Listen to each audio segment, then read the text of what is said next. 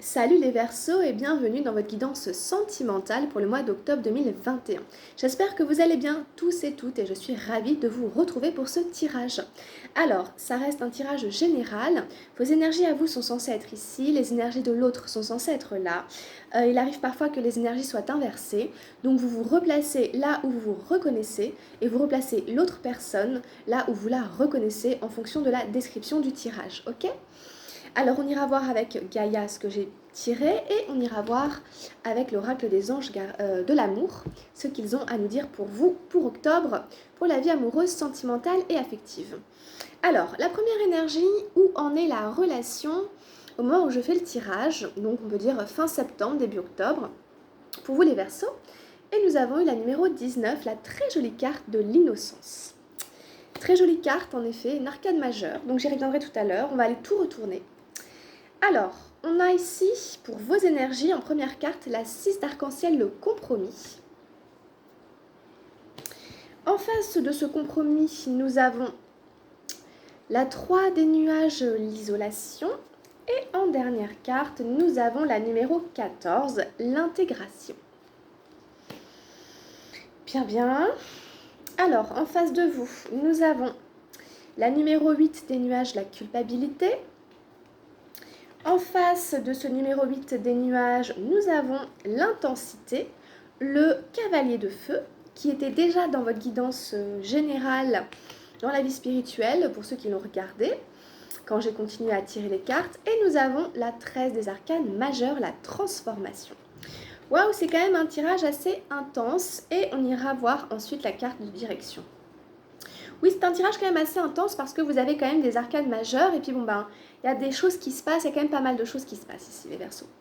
Là où en est votre relation, la numéro 19 nous parle en effet de voir la vie avec les yeux d'un enfant. Mais avec sagesse et connaissance. Donc si vous voulez, c'est comme par exemple connaître les défauts de son partenaire et l'aimer quand même. C'est comme par exemple voir le monde sous son côté positif tout en connaissant sa part d'ombre et d'obscurité. Donc si vous voulez, c'est pas de la naïveté, mais il y a quand même une forme d'amour pur. Voilà, c'est-à-dire que vos sentiments sont purs. Vous n'avez pas d'arrière-pensée à l'égard de l'autre personne. Donc vous êtes dans cette relation comme un enfant, mais avec une grande sagesse, prêt à accepter les défauts de l'autre, prêt à l'aimer tel qu'il est, comme ce sage que l'on voit sur la carte, qui tient sur sa main une menthe religieuse et qui la regarde avec un petit sourire malicieux parce qu'il sait très bien qu'elle dévore ses partenaires après l'acte sexuel et que donc du coup, il faut peut-être un peu s'en méfier. Donc voilà, vous partez sur une énergie d'innocence. Donc l'amour devrait toujours être innocent. L'amour des enfants, c'est le plus beau, le plus pur, parce qu'il est vrai, il est spontané, il est authentique. Donc il y a quand même une invitation ici à aimer ou à être dans la relation amoureuse, affective, amicale, peu importe, avec cette innocence, avec ce côté, moi je te veux du bien, et puis voilà, j'espère que toi c'est pareil, et puis voilà, je suis pas naïf, je sais très bien qu'on peut se blesser, qu'on peut se faire mal, mais moi je tends vers quelque chose qui est vrai, qui est honnête, qui est sincère, et j'espère, je pense que pour toi c'est pareil. Donc voilà, on part sur quelque chose qui est a priori limpide, franc, vrai. Il n'y a pas de coup fourré, il n'y a pas de coup par en dessous, mais on n'est pas naïf et on sait que personne n'est parfait et qu'il y a toujours des défauts qui se logent à droite à gauche. Mais nous, on part dans cette relation vraiment avec le cœur d'un enfant et le cœur de l'innocence. L'innocence qui n'est pas la naïveté. Il y a la connaissance, il y a le savoir, il y a la sagesse quand même. Mais donc c'est une très belle carte, très très sage, très très sage, très très belle. Moi qui me plaît beaucoup.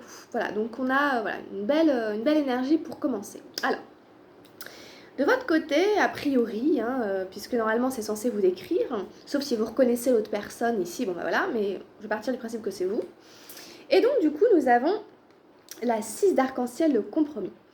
Et donc du coup, il y a cette idée que vous faites des compromis avec vous-même, Et parce que du coup, bah voilà, comme je disais tout à l'heure, dans la vie, rien n'est parfait, rien n'est tout blanc ou tout noir. Il y a toujours des tâches, il y a toujours des défauts, il y a des imperfections. Et donc du coup, apparemment, vous prenez sur vous.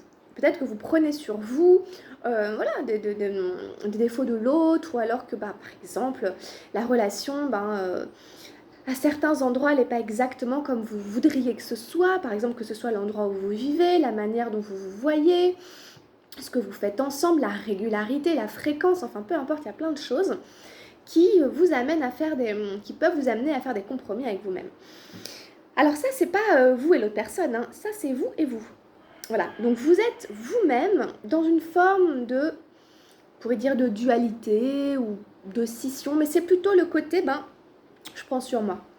Voilà, je prends sur moi, l'autre veut pas venir à telle date, il peut pas venir le 16. Moi j'aurais bien aimé qu'il vienne le 16 parce que je travaille pas.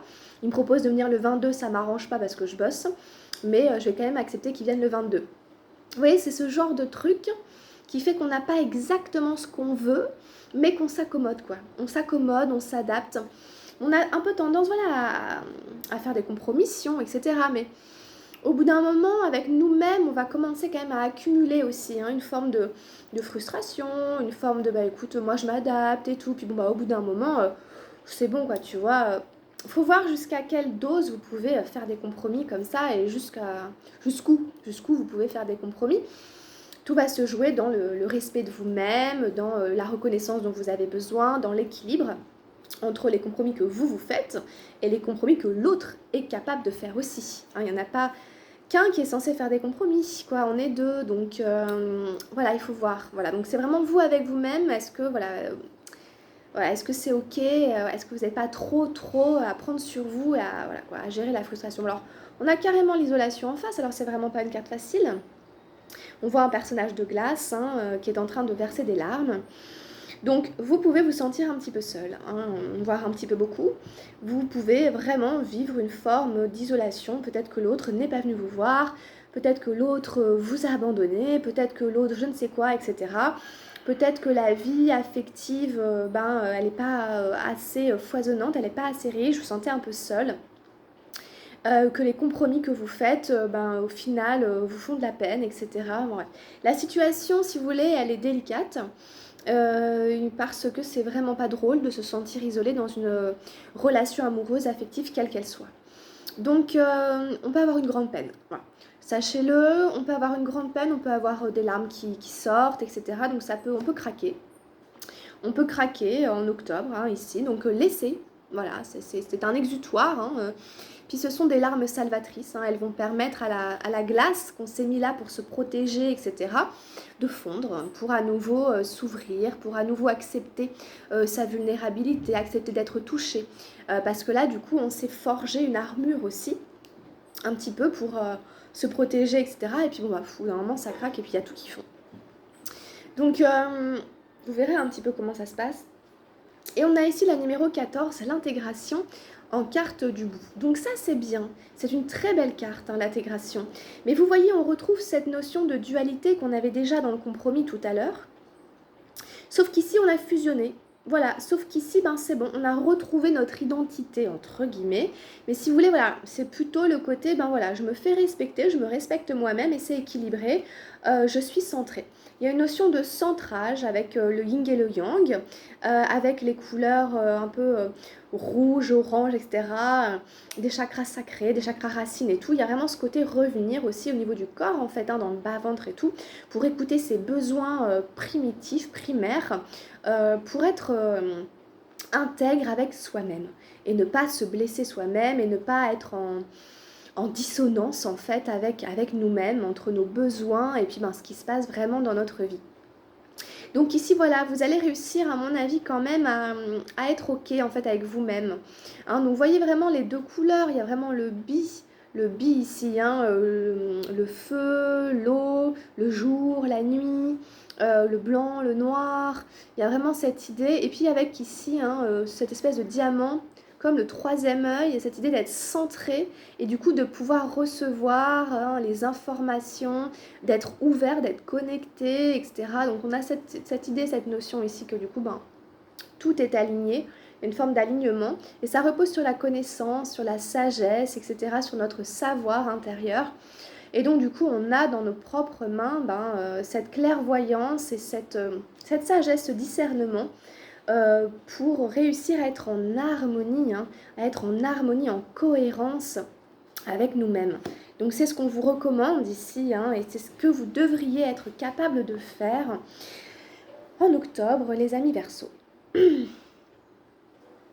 Alors en face de vous, alors on a un tirage intéressant aussi, qui peut faire écho.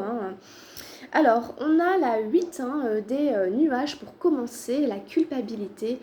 Donc ici on a quelqu'un qui s'en veut, quelqu'un qui se dit « Ah, j'aurais pas dû dire ça, j'aurais pas dû faire ça, je m'en veux, etc. » On a quelqu'un qui se prend la tête et qui semble hanté, ou en tout cas, vous voyez, cette espèce de griffe derrière qui sortent dans ses os, comme si la personne faisait des cauchemars, comme si sa conscience lui triturait l'esprit en lui disant « C'est pas bien ce que t'as fait, c'est pas bien ce que t'as fait, c'est pas bien ce que t'as fait. » Donc elle se reproche quelque chose ici, il y a quelque chose qu'on se reproche. Voilà, sachez-le, elle a l'impression qu'elle a fait une faute, qu'elle a commis une erreur. Alors, est-ce que cette personne est prête à vous présenter des excuses? Est-ce que vous êtes prête à lui pardonner? Est-ce que cette personne va réussir à sortir aussi de la culpabilité pour être un petit peu moins dure avec elle-même? Il y a aussi le côté être dur avec soi-même, il y a le côté s'auto-flageller, quoi. Il y a le côté un peu punition, quoi. Quand on se sent coupable comme ça, il y a le côté, voilà, faut être puni, quoi, c'est pas bien. Donc, ici on culpabilise, ici on s'en veut, etc. Donc, il s'est passé quelque chose, il s'est passé quelque chose. Alors, on a encore l'intensité, le cavalier de feu ici. Tout est un peu exacerbé ici. Tout est un peu exacerbé avec cette carte. C'est le feu, c'est la flèche, ça va vite, c'est intense. On vit très intensément, un peu trop fortement les émotions, la culpabilité, tout ça. On en fout partout. Et puis du coup, on est aussi un peu trop tourné vers l'extérieur et on aurait besoin de revenir un petit peu plus à l'intérieur de nous-mêmes et de calmer un peu le jeu, de calmer un peu le feu ici qui s'est embrasé parce que c'est un peu trop fort, un peu trop violent. Il y a une espèce de chose qui est exacerbée ici, c'est ce que montre le tirage ici. Et il va y avoir une transformation ici. Ça peut toucher toutes ces émotions avec la 13 des arcanes majeures qui s'appelle du coup la transformation. C'est vraiment la carte de la mort et de la renaissance. Quelque chose doit s'éteindre, quelque chose doit définitivement être consumé, brûlé, purifié pour ensuite pouvoir renaître. Donc est-ce que c'est vraiment la relation qui doit disparaître, mourir pour que puisse naître autre chose? Est-ce que c'est quelque chose dans la relation? Est-ce que c'est une manière de se relationner, etc. Après, c'est quand même une carte très très forte de mort et de renaissance symbolique. Donc, où vraiment il y a quelque chose qui va définitivement se terminer pour qu'ensuite quelque chose puisse renaître sur d'autres bases, sur des fondements peut-être plus solides, peut-être plus sains. C'est le phénix qui renaît de ses cendres. Donc, il y aura une renaissance, mais par contre, il y a quelque chose à traverser de l'ordre quand même du deuil, de la fin, pour ensuite pouvoir accueillir une nouveauté, quelque chose qui va être complètement différent d'avant. Donc c'est une étape, mais c'est pas facile parce que c'est assez fort, c'est assez exacerbé. Donc c'est pas forcément évident. Donc voilà, je vous avoue que c'est pas forcément évident. Donc votre tirage, mais voilà, il y a des choses intéressantes quand même qui se jouent, qui se passent. C'est des étapes de vie. Alors, en garde de direction, j'ai eu la 7 d'eau, les projections. En sachant que c'est pareil, c'est une carte qui a failli sortir dans mon guide en général dans la vie spirituelle, tout comme l'intensité. Et donc, du coup, il y a ce côté, encore une fois, être pris un peu dans l'inconscient. Et peut-être ici, il y a encore, à mon avis, peut-être des petites disputes, des échanges, des petites altercations, des choses on a du mal à communiquer. On a du mal à être dans la communication non violente. Parce qu'en fait, nos inconscients prennent le pouvoir Et donc du coup, on communique plus vraiment, on est pris dans des schémas inconscients parce que mon karma fait écho au karma de l'autre. Et au final, voilà, on se renvoie la balle comme un ping-pong, mais ça donne rien de constructif, ça donne rien de nourrissant, c'est toujours un peu dans les rapports de force. Donc c'est une énergie d'eau, c'est une énergie des émotions, c'est la seule énergie des émotions qu'on a. Euh, vous verrez un petit peu comment ça se passe. Il faudra voir après, à partir de octobre, etc., novembre, comment tout ça va évoluer avec cette personne. Vous verrez. Alors, on va passer à l'oracle de Gaïa. Et avec Gaïa, j'ai tiré la voie secrète. Alors, je la tire pas mal en ce moment. Mariage de l'esprit et de la matière, la numéro 34. On retrouve la clé de vie, l'œil d'Horus. La clé ou la croix de vie, c'est le symbole, vous savez, de la vie après la mort, le symbole de la réincarnation chez les Égyptiens. Donc encore une fois, ça vous dit que la vie continue, que la roue tourne. Ça dit cette carte, je vais vous la lire, que peut-être que vous avez du mal à trouver votre chemin, peut-être que vous ne savez pas trop quelle voie emprunter. Et on va vous inviter à essayer de lire les signes, de lire les symboles que l'univers vous envoie, les signes.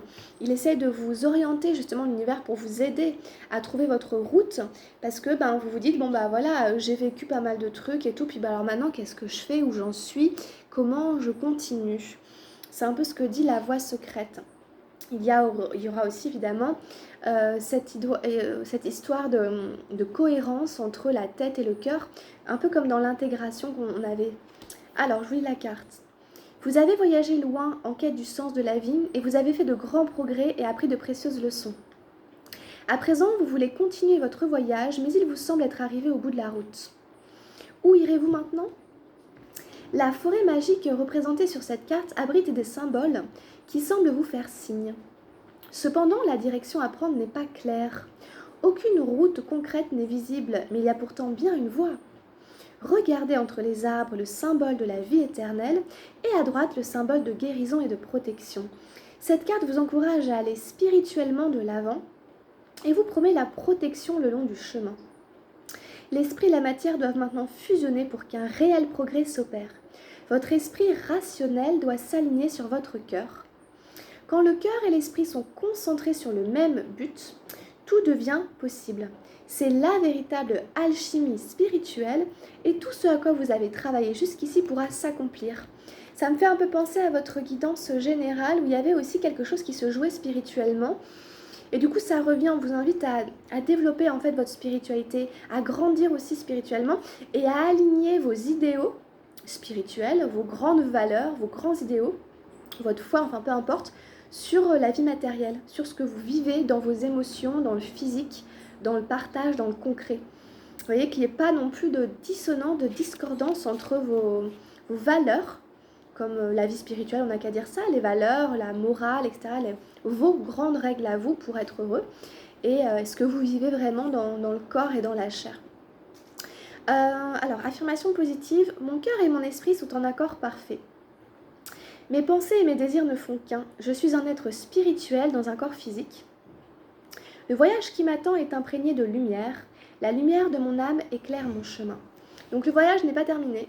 Même s'il y a des choses qui s'arrêtent, des choses qui redémarrent. Voilà, les gens vont et viennent dans notre vie, etc. Bon, tout est un peu éphémère, impermanent. Puis des fois on ne sait pas trop comment la route va continuer. Mais même si on ne sait pas comment elle va continuer, elle va quand même continuer.